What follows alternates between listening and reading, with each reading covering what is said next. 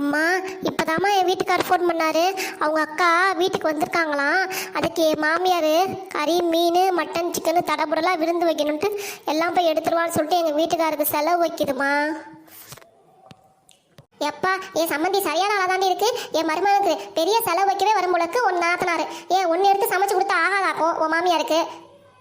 என் நாத்தனார் வீட்டுக்கு வந்தாலே என் மாமியாருக்கு முகமெல்லாம் சந்தோஷமாயிரும். அவ்வளோ சந்திப்பு பூரிப்பாயிரும். அதுக்கு விருடி பார்த்துக்கலாம், இதுக்கெல்லாம் போய் கவலைப்பட்டு இருக்காதா நீ.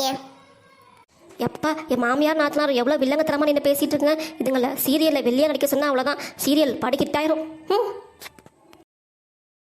இப்போ உங்கள் அண்ணன் வேலை முடிஞ்சு வீட்டுக்கு வர நேரம். பாப்பா, உனக்கு என்ன பிடிக்குன்னு சொல்லு. மீன், சிக்கன், மட்டன் எல்லாமே உங்கள் அண்ணையை சொல்லி செஞ்சு வைக்க சொல்கிறேன். எனக்கு நீ சொல்கிற எல்லாமே வேணுமா? நீங்கள் 2 பேரும் பேசினதை காது கொடுத்து கேட்டுட்டு தான் இருந்தேன். என் புருஷனை எக்ஸ்ட்ரா டியூட்டி பாருங்கன்னு சொல்லி நான் வேலைக்கு அமுச்சுட்டேன். இனிமேட்டு அவர் வரமாட்டார். நீங்கள் சாம்பார் தான் வச்சுருக்கேன், 2 பேரும் ஊற்றி குடிங்க போங்க. காலாவைப்பட்டி ஆளுங்களுக்கு மட்டன் சிக்கன் மீன் வேணுமா?